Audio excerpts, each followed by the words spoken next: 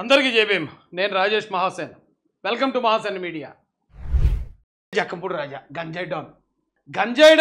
గంజాయి కుర్రలకు మప్పేసి రాజమండ్రిలో కుర్రలు అందరికీ వాళ్ళు పాపం ఆ గంజాయి మత్తులో డ్రగ్స్ మత్తులో వీళ్ళు ఏ నేరాలు చేయమంటే ఆ నేరాలు. రే పలానా ఇంజనీర్ ఇరిగేషన్ ఇంజనీర్ మన మాట వింటలేదు వీళ్ళని బెదిరించండి అంటే వీళ్ళు ఆ మత్తులో వెళ్ళిపోవటం. ఆయన మాట్లాడితే మాట్లాడటం లేదంటే కొడేస్తే కొట్టేయటం. రే ఆడెవడో కానీ మన ఇసుక దందా కట్టొస్తున్నాడట్రా ఆయన బట్టికే లేదని చేసేయండి రా అనగానే ఆయన డైరెక్ట్గా పోలీస్ స్టేషన్లో కూర్చోబెట్టేసి శిరోమండం చేసి చెదగొట్టేసి శిరోమండం చేసి బయటకు వస్తారు అంతే. చచ్చాడు బతుకుడు తెలియకుండాను. అంత ఘోరమైన రౌడీజం జరిగేది అక్కడ రాజమండ్రి రాజానగరంలో. అంటే ముగ్గురు నలుగురు ప్రభుత్వ అధికారులని చెంపలు వాయించేశాడు ఎమ్మెల్యే. ప్రభుత్వ అధికారులు అందరూ కరప్టెడ్ ఉండరు కదా. వీళ్ళు ఏ అదపాలు చెప్తారు చేయనన్నారనుకో కొట్టేయటం ఏదన్నా సరే స్థలం ఏమనంటే కబ్జా చేసేయటం అలా ఉండేవారండి వాళ్ళు. ఏమంటే ఎక్కడన్నా కిక్కురుమనో మాట వినబడుతుందండి? ఎక్కడన్నా మేము అలా చేస్తాం ఇలా చేస్తాం మేము అంత పొడుగు ఎంత పొడుగు అని ఎవడన్నా ఒక్కడు వస్తున్నాడే మీడియా ముందుకి. దానికి కారణం ఎవరు అనుకుంటున్నారు? ఆ రెడ్ బుక్కే. ఏమంటే ఈ రెడ్ బుక్కే దానికి కారణం. ఈ రెడ్ బుక్కే లేకపోతే మళ్ళీ వాళ్ళు పెట్టయిపోతారండి బాబు.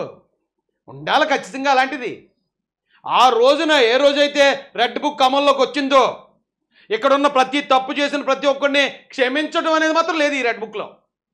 అండ్ ఠాగూర్ సినిమాలో చిరంజీవి గారు చెప్తారు తెలుగు భాషలో నాకు నచ్చని ఒకే ఒక పదం క్షమించడం అంటాడు ఆయన. మరి అప్పుడు చిరంజీవి గారు చెప్తే పొలమని చప్పట్లో ఏళ్ళు గోళ్ళు కొడిసాం. అదే మాట లోకేష్ గారు ఇప్పుడు డైరెక్ట్గా చెప్తున్నారు. అది రీల్ ఇది రియల్. ఇప్పుడు ఇంకెంత కేరింతలు కొడుతున్నారు జనం అర్థం చేసుకోండి. రౌడీలు ఒక్కళ్ళు లేడండి రాష్ట్రంలో. ప్రశాంతంగా ఉందండి బాబు. ఎక్కడ ప్రెస్ మీట్లలో బూతులు లేవు, ఎవరి మీద దాడులు లేవు, అసెంబ్లీలో బూతులు లేవు. ఇక్కడ అగో దళితుడిని అక్కడ చంపారు, దళితుడిని ఎక్కడ కొట్టారు, అక్కడ శిరోముండం చేశారనే వార్తలు లేవు. రాష్ట్రం ఇంత సుభిక్షంగా ప్రశాంతంగా ఉందంటే దానికి కారణం నారా లోకేష్ గారు. ఆయన రెడ్ బుక్కే. రెడ్ బుక్ని ఎవడో ఏదో చెప్పాడు ఎవడో ఏదో విమర్శిస్తున్నాడు అని రెడ్ బుక్ని ఎవరు అపార్థం చేసుకోకండి. ఖచ్చితంగా గొడ్డుకి దెబ్బ కొరడా పట్టుకుని నిలబడితే తప్ప గొడ్డు మన మాట ఎందో. ఆ కొరడాయే అది. అయితే ఆ కొరడాన్ని ఎలాగన్నా సరే పక్కకు తీసేయాలి, దాని మీద ఎలాగన్నా దుష్ప్రచారం చేసేయాలి. ఇది రెడ్ బుక్ రాజ్యాంగం జరుగుతుంది, ఆ రెడ్ బుక్ అమలు చేస్తారు. రెడ్ బుక్ ఖచ్చితంగా అమలు చేస్తాను అని చెప్పి నారా లోకేష్ గారు నేను రెడ్ బుక్ అమలు చేస్తాను. ఎవడా చెప్పింది రెడ్ బుక్ చేయనని చెప్పినాడు? నేను రెడ్ బుక్ పట్టుకుని రోడ్ల మీద తిరిగాను, రెడ్ బుక్ పట్టుకుని ప్రతి చోట నోట్ చేశాను, ప్రతి ప్రజలు చెప్పిన వాళ్ళకి జరిగిన అన్యాయాలు అందరూ నోట్ చేశాను. రెడ్ బుక్ నేను అమలు చేస్తాను. అందులో ప్రతి తప్పుడు ఏదో పేరు ఎక్కించాను. ఆ తప్పుడు ఏదో ప్రతి ఒక్కడు కూడా చట్టపరంగా శిక్ష ఉంటుంది. కొండబద్దలు కొడిచాడు నేను ఇప్పుడు జగన్ గారు ఏమనుకుంటారంటే అండి రెడ్ బుక్ అని అందరితో గోలెట్టించి చెప్తే చంద్రబాబు నాయుడు గారు వచ్చి గోలాడుతున్నారు ఎందుకు ప్రజల్లో మనం బ్యాట్ అయిపోతాం, సరే రెడ్ బుక్ కూడా కొంచెం ఆపండి, లేకపోతే రెడ్ బుక్ అమల్లో పెట్టొద్దులే అనేస్తాడు. అనేస్తే మనం అందరూ హ్యాపీరా బాబు చేసినవి అన్నీ చేసిపోయాం, 100 కోట్లు 1000 కోట్లు సంపాదించాం, బోళ్ళ నేరాలు ఘోరాలు చేస్తాం, అవన్నిటి నుంచి మనం సేఫ్ అయిపోవచ్చురా అని ఒక ప్లాన్ వీళ్ళు వేసారండి. కానీ అక్కడ ఉన్నది చంద్రబాబు నాయుడు గారు కాదు, అక్కడ ఉన్నది నారా లోకేష్. నువ్వు రెడ్ బుక్ అమలు చేస్తున్నావు, నువ్వు అది చేస్తున్నాడు, చేస్తా అన్నాడు నేను వచ్చి. ఇప్పుడు ఏం బీగుతారా? ఎక్కడ మారిపోతారు ఇప్పుడు?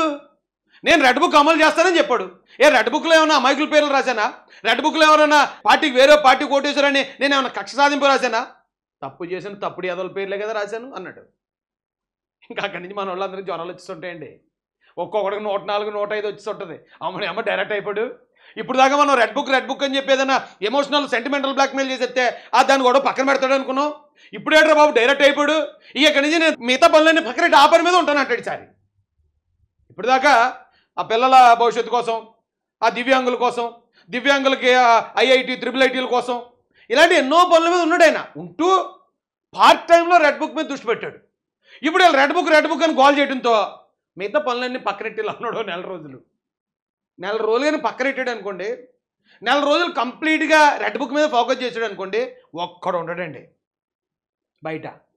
ఒక్కడు ఉండడు. ప్రతి ఒక్కరికి వైట్ అండ్ వైట్.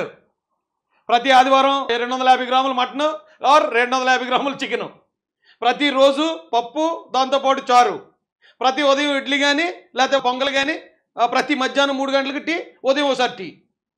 ఈ డైట్లోకి వెళ్ళిపోతారండి. జైలు డైట్ ఇది. ఒక్కడ కనబడ్డు బయట.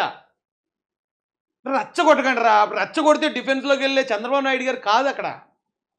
రెచ్చగొడితే రెచ్చగొట్టినోడు అంతు చూసే నారా లోకేష్ అక్కడ. నేను చెప్తున్నాను, నేను ఏది ఎవరినో పొగట్టడం కోసం లేకపోతే మరో దానికోసం చెప్పట్లే. ఆయన దగ్గర నేను చూశాను యాటిట్యూడ్. వైఫ్ ఎలా ఉంటుంది చుట్టూరాని.